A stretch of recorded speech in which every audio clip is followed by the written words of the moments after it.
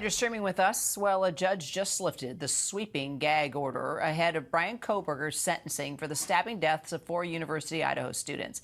Comes weeks after Kohberger officially entered a guilty plea as part of a deal he accepted so he wouldn't have to move forward with the He trial. looked like any other student.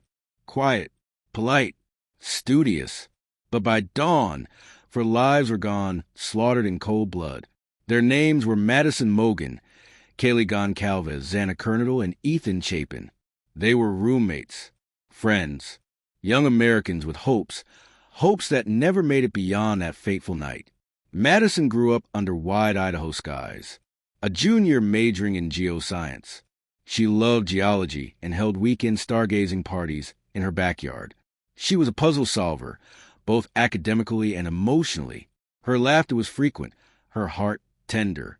She carried a camera everywhere and captured the world in its simplest beauty. Kaylee was a social butterfly, known for practical jokes and late-night board games. She studied social work and believed deeply in helping others.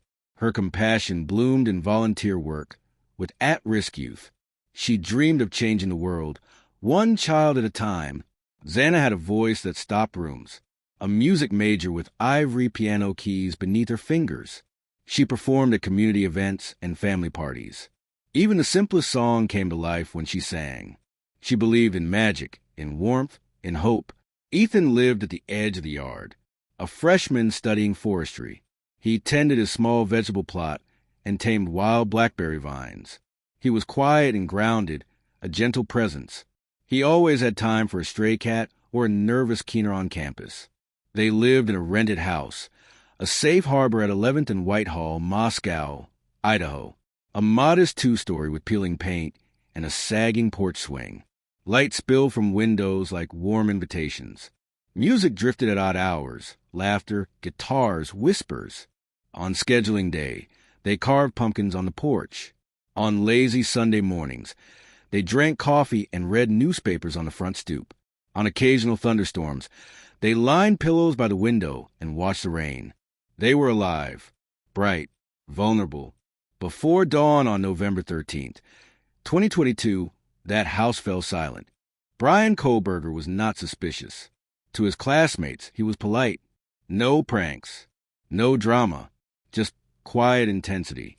He wore a Packers cap, took notes meticulously, smiled just enough.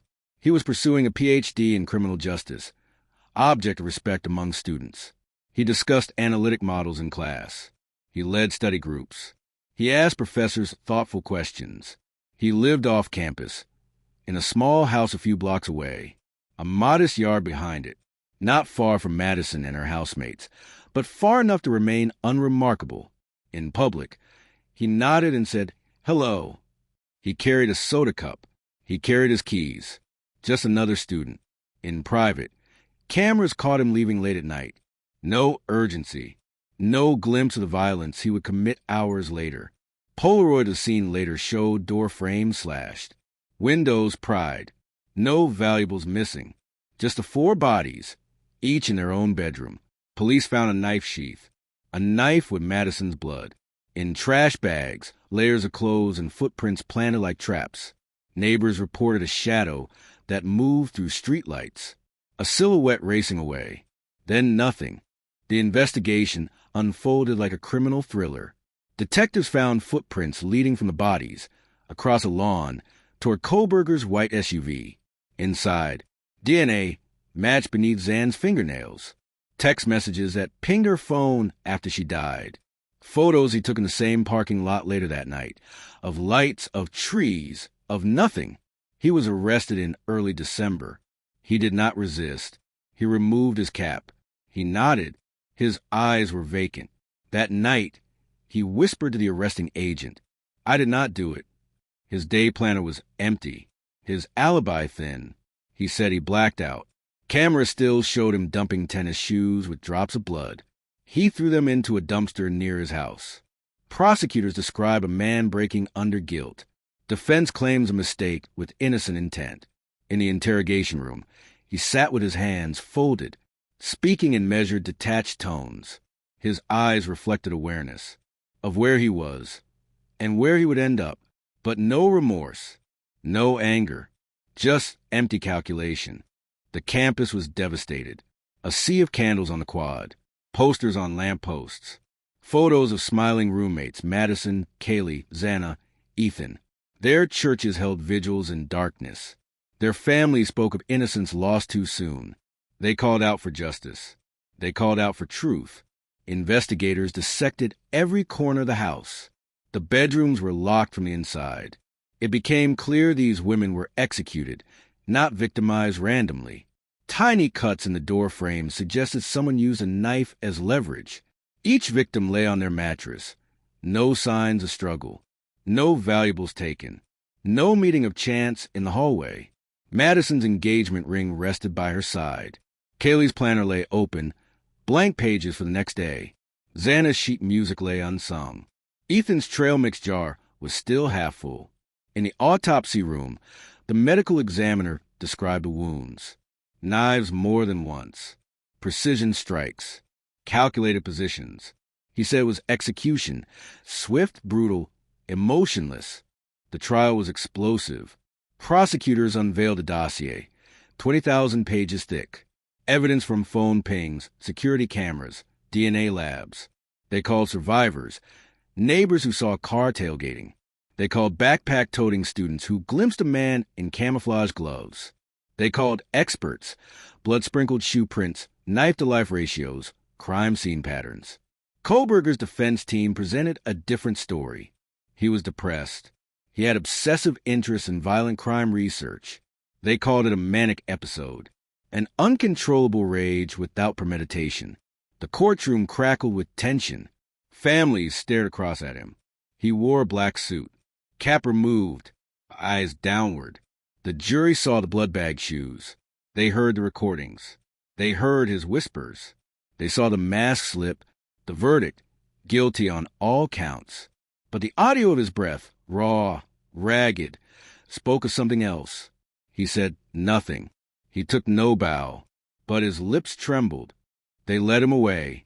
Families wept. The courtroom emptied. Cameras cut. Lights turned off. But outside on the darkened quad, red candles still glimmered. They flickered in the wind. 4 lights. 1 night. 1 man. And as the screen fades to black, the image remains. A single Polaroid photo taped to a door frame. The 4 roommates, smiling. No idea how fragile life could be. No clue how easily normal could turn monstrous. He was quiet, polite, a doctoral student in criminology. People said he seemed normal, but normal does not leave 4 college students butchered in their beds. Normal does not stalk victims across states. Normal does not hide in the shadows. Watching, learning, waiting. This is the story of one of the most chilling modern campus tragedies in America, the Idaho college murders, and the man accused of orchestrating it all, Bryan Kohberger. It was just another fall night in Moscow, Idaho, November 13th, 2022. 4 bright, young students, full of laughter, full of plans, went to bed in their off-campus home near the University of Idaho. Kaylee Goncalves, Madison Mogan, Xana Kernadle, Ethan Chapin, best friends, lovers, siblings in spirit. By morning, they were all gone, stabbed to death. No signs of forced entry. No screams heard by neighbors. No motive. No suspect. Only blood. Lots of it. Dripping down the walls. Pooling on bedroom floors. The small college town was thrust into panic. Students fled back home. Parents demanded answers. And police had nothing. Kaylee was a spark. A born leader. She lit up every room. Madison, her best friend since 6th grade, was loyal and steady. Xana was playful, protective, fierce. Ethan, a triplet, was the kind of guy who laughed with his whole body. These were not just names. They were stories, futures, dreams, destroyed in one unspeakable night. Investigators were desperate. Tips poured in. Conspiracies ran wild online. Everyone was a suspect. Then came the white Hyundai Elantra, caught on surveillance near the crime scene. Driving by, circling, lingering. The vehicle would become the key that unlocked everything. 2,500 miles away in Pennsylvania, A man was arrested. His name, Bryan Kohberger. He was 28, a criminology PhD student at Washington State University. Just 10 miles from the University of Idaho, he studied serial killers. He debated criminal minds in class. He published surveys asking ex-convicts how they chose their victims. And he had a white Hyundai Elantra. He had been following them.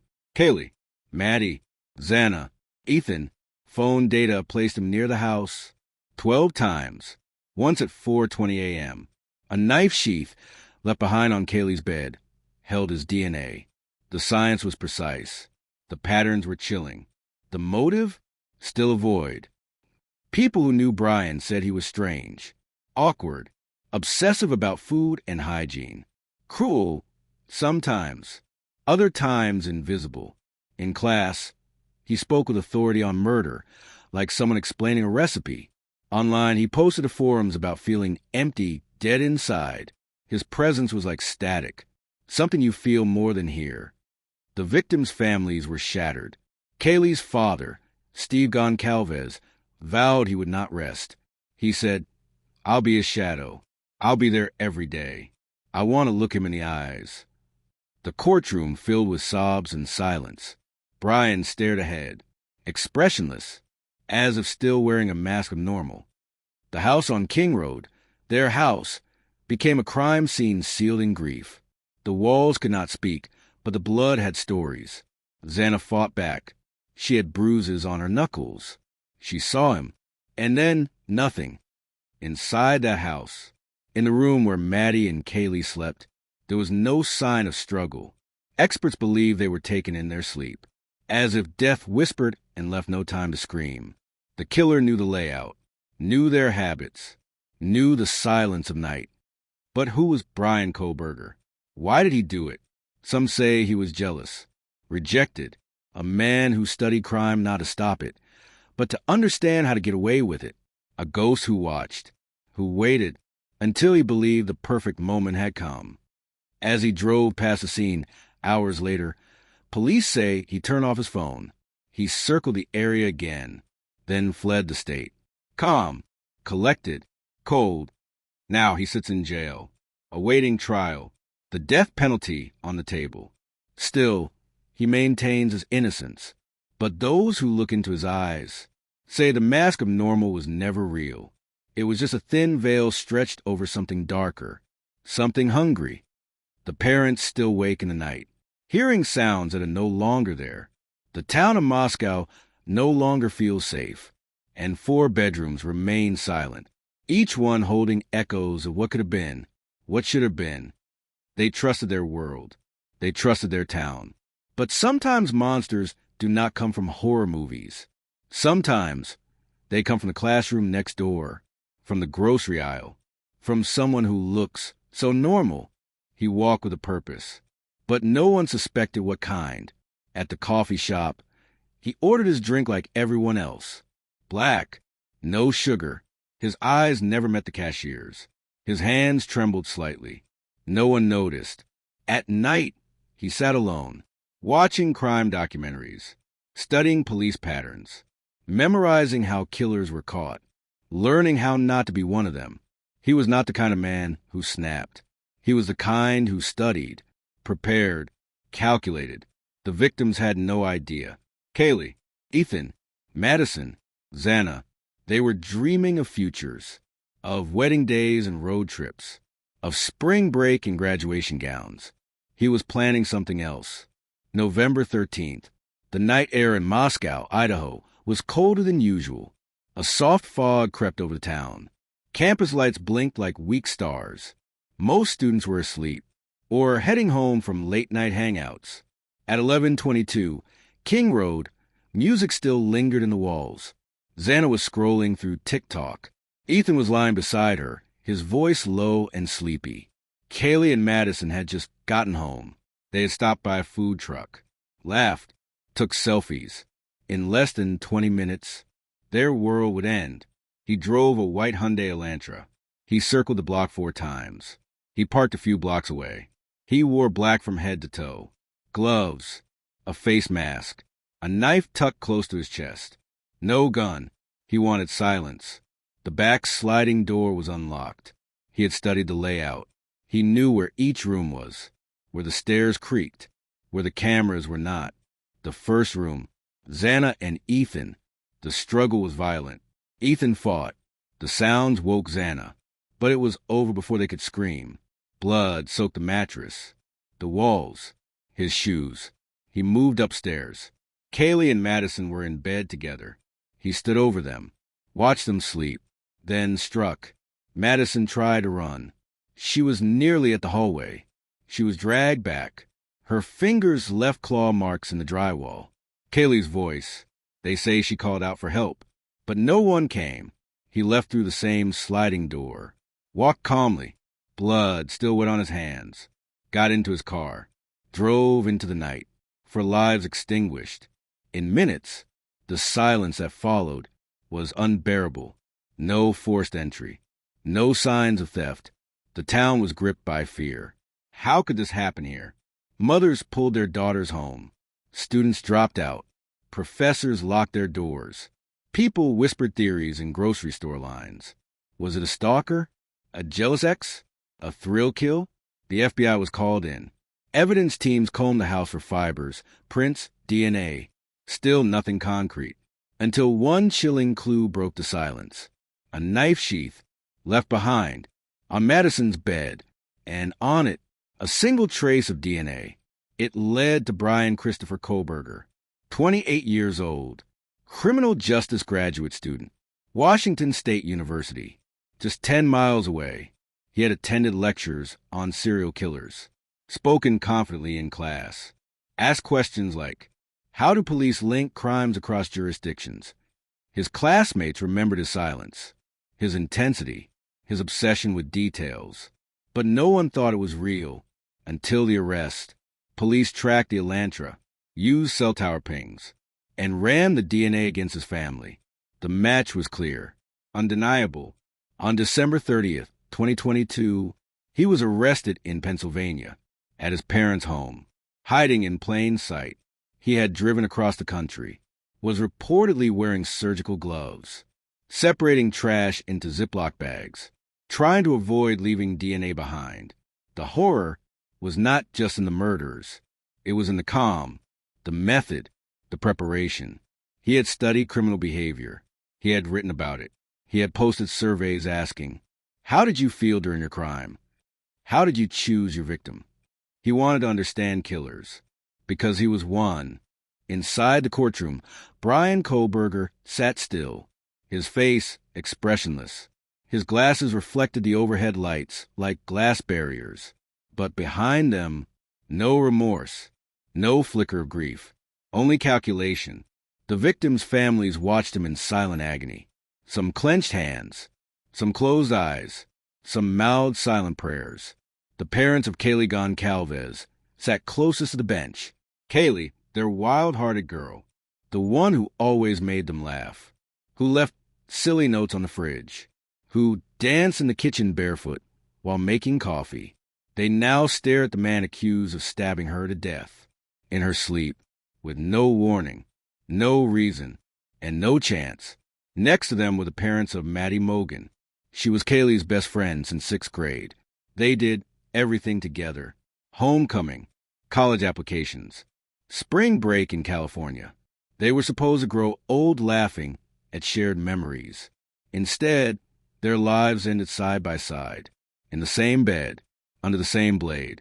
Xana Kernadle's family traveled across the state. She was the middle child, the quiet one, who bloomed in college, fell in love with Ethan Chapin, shared everything with him, even their final breaths. Ethan's parents were shattered. He was their only son, triplet, the big-hearted one who protected his siblings. He died fighting, defending Xana. But it was not enough. Detectives revealed the timeline. Kohberger's phone was off during the murders. He had driven his white Hyundai Elantra across the dark hills, past wheat fields, through silent towns, up the hill to 1122, King Road. He parked near the house, walked silently, wore black gloves, carried a fixed-blade knife. Inside, the students were asleep. Some had just returned from a party. Some were texting goodnights. Some had no idea a killer was in their home. The attack began swiftly, brutally, precise stabs. Each wound deliberate. Blood seeped into the floorboards, walls, sheets. 2 roommates survived. They heard noise, thought it was nothing. One opened her door, saw a masked figure dressed in black, frozen in fear. Then he walked past her, out the back door, vanished into the darkness. It was not until noon that 911 was called. Police arrived at a scene that would haunt them forever. Blood dripping down the side of the house. The silence of death so loud it rang in their ears. The town of Moscow was shattered. This was not supposed to happen here. Not in a place where people left keys in their cars, where doors stayed unlocked, where college meant freedom, not fear. The killer's DNA was found on a knife sheath beside Maddie's body. That tiny clue cracked the case.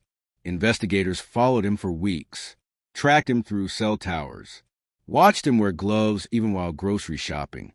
And when he drove across the country with his father, they collected trash from the Kohberger family home, matched it to the DNA on the sheath. Then, on a snowy night in Pennsylvania, they arrested him. His face was blank, his voice calm. He asked one thing: was anyone else arrested? As if he could not fathom being caught alone. The courtroom was heavy with grief. The judge read the charges. 4 counts of first-degree murder, 1 count of burglary. Bryan Kohberger pled not guilty. But the evidence told another story, one written in blood, in panic, in betrayal. Friends recalled Bryan as distant, cold. He avoided eye contact, spoke in lectures, not conversations. Some said he believed he was intellectually superior. Others whispered he studied serial killers. Obsessively, he had a master's in criminal justice. He was studying for a PhD in criminology. And during class, he asked chilling questions about emotions, regret, how to get away with murder. Now, those same professors sat in shock. Had he been studying them too? Watching reactions, measuring empathy, learning how far he could go before someone noticed? His classmates remember him changing, losing weight, letting facial hair grow out, getting more intense, more erratic, but no one connected the dots. No one looked past the surface, because he looked so normal, a quiet academic, driving a beat-up car, holding a coffee cup, typing papers about the criminal mind. No one expected him to become the monster inside one. In the wake of the murders, the University of Idaho changed forever. Classes were canceled. Vigils were held. Candlelight flickered across campus lawns. Hundreds cried together. Strangers hugged like family. For young lives, gone. For futures erased. The investigation uncovered more. Surveillance videos, searches, an eerie survey Kohberger posted online, asking criminals how they felt during violent acts. He claimed it was for academic research, but it read like obsession, a blueprint of darkness. The question haunts everyone now. Did he always plan to kill? Or did something snap? A roommate who survived the night never returned to the house. The trauma too deep, too raw. She had stared into the eyes of the man who ended her friends' lives, and he let her live. Why? No one knows. Kohberger remains in custody, awaiting trial. The death penalty is on the table. But for the families, no sentence will bring peace. No conviction will return Kaylee's laugh, Maddie's energy, Xana's light, Ethan's strength. The wounds remain, invisible but bleeding, a community broken, a silence that screams. And in every shadow, every quiet hallway, every sleeping town, a chilling truth lingers. Sometimes the face of evil wears the calmest smile. A neighbor later recalled something chilling. She said she saw him standing outside his car one early morning, just staring up at the house on King Road, not moving, not texting, just staring. And then he left.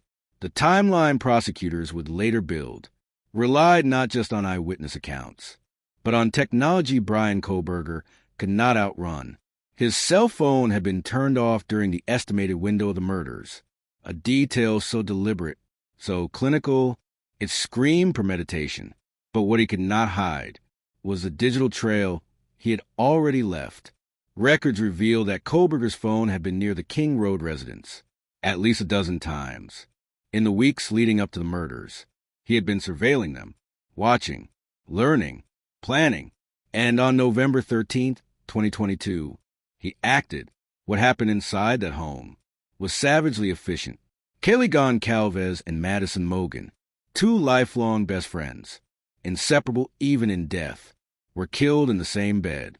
Xana Kernodle and Ethan Chapin, young, in love, their lives just beginning, were found a floor below, their struggle more prolonged, their final moments more chaotic. Xana had fought, bruises, defensive wounds, evidence that she saw the killer, that she fought for her life. And Ethan, his body was found in the doorway, as if trying to stop the horror from spreading. A dog was left unharmed in the house. It was Kaylee's dog, Murphy, the only soul spared that night.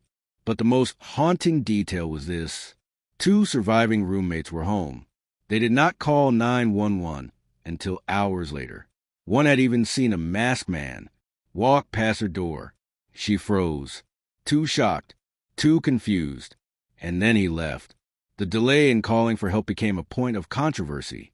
But trauma does not follow logic, and what that roommate saw was not just a man in a mask. It was death, walking quietly through a house full of dreams. Investigators collected the smallest details. A single bushy eyebrow print left behind. DNA on a knife she found near Madison's body. A white Hyundai Elantra seen speeding away from the area. All of it pointed to Bryan Kohberger. They followed him for weeks, watched as he cleaned his car meticulously, even removing floor mats. They tracked his father's DNA from trash outside the family home in Pennsylvania and matched it to the DNA on the knife sheath. It was enough. They move in. Bryan Kohberger was arrested in late December 2022. He was found wearing surgical gloves, scrubbing his car, his phone wiped, in the basement of his family home. He had been hiding in plain sight. His arrest shocked everyone who knew him. A teaching assistant, a PhD candidate, a man who studied crime, and then became his architect. He had sat in classrooms, discussing criminal minds, as he carefully shaped his own narrative. And then he wrote it in blood. The trial has yet to take place. Bryan Kohberger has maintained his innocence. The family's wait, trapped in a limbo of grief and unanswered questions. But the facts remain. For lives stolen, innocence shattered, and a man who looked so normal, who smiled, who graded papers, who spoke softly, walked into a house and silenced it forever. The town of Moscow has not been the same. The King Road house stands empty, a monument to a nightmare. Students avoid it. Locals whisper about it. Some want it torn down. Others say it should remain, as a reminder of what was lost. Parents now hug their children a little tighter. Doors are locked that never were. And the night feels different, darker, colder. The pain of what happened is not just in the facts. It is in the spaces between them. In the echoing stillness of a campus that used to sing with youth and laughter. Each victim had a future. So bright, it hurt to look at. Kaylee was set to move to Texas. She had a new job lined up. She had dreams of traveling the world. Madison was grounded, driven, a fierce protector of her friends. Xana, sharp and full of energy, was studying marketing and always smiling. Ethan, the only male victim, was a triplet, a devoted brother and boyfriend. He played sports, made people laugh, and loved Xana with everything he had. For lights, snuffed out, in the middle of the night, by a stranger they likely never even knew. And that is perhaps the cruelest part. They never had a chance. The surviving roommates have never publicly spoken in full. Some say they may testify. Others wonder how they will ever heal. Online, the case has become a spectacle. True crime forums, TikTok theories, speculation turned entertainment. But behind all of it, there are parents who wake up crying, rooms that will never be filled again, birthdays that will always be missed, and a man Bryan Kohberger, who once sat silently in a classroom, studying the darkest minds, may have become the very thing he pretended to understand. He looked so normal until he didn't, and by then, it was too late. A courtroom, rows of pew-like benches filled with silent, breath-held faces. Some are crying, some are trembling, others sit numb. Parents, siblings, friends, and strangers who feel like they knew them now. The air is thick with grief that no sentence can lift. Bryan Kohberger stands before the judge, expressionless, pale, rigid, like a man watching his own reflection, not his consequences. He says nothing, or what he says means nothing, because no words can explain why 4 vibrant lives were stolen in the dead of night. No apology will echo loud enough to reach the other side of death. The prosecution lays out every step, every detail, from the DNA on the knife sheath, to the car seen driving past the house, to the cell phone data that danced around their street like a wolf circling its prey. Every breadcrumb points back to him. But still, why? Why them? Why that house? Why that night? There is no satisfying answer, only a silence that roars. Madison, Kaylee, Xana, Ethan, they will never graduate, never grow old, never call home again. But their names are remembered now in ways they never wanted. Murals in Moscow, scholarships in their names, social media pages turned into shrines. Their laughter, frozen in time, plays on loop in the hearts of those who love them. A mother says she still texts her daughter's number, just to feel something. A father keeps her shoes by the door untouched. A younger sibling sleeps with the bedroom light on. The world has moved forward. Classes resumed. Seasons change. But inside that White House on King Road, time stopped at 4 a.m. The landlord has announced it will be demolished. Neighbors applaud the decision. Too much pain, they say. Too many nightmares. But others ask, should it be left standing? As a warning, as a memorial, as a place to remember what happens when evil walks unnoticed through daylight, hiding behind polite smiles and graduate degrees. Kohberger pleads not guilty. His lawyers argue that the evidence is circumstantial, that he is a scapegoat, that the public has already convicted him with pitchforks and headlines. But DNA does not lie, and the victims cannot speak. So the evidence speaks for them. It screams. It weeps. It demands justice. And justice comes slow but steady. Families gather, hands held tightly, as the sentence is read aloud. For lives taken, for life sentences given. But is that enough? A mother whispers no. A sister shakes her head. A best friend walks out of the courtroom, unable to breathe, because justice does not bring them back. Justice is not healing. Justice is just the last chapter in a book no one wanted to write. And yet, it is a book we must all read, so that we remember, so that we stay awake, so that we never again say, but he looks so normal, because monsters do not come with warnings. Sometimes they sit behind you in class. Sometimes they study the human mind while hiding their own darkness. Sometimes they are watching even now, and sometimes, too often we do not see them, until it's far too late.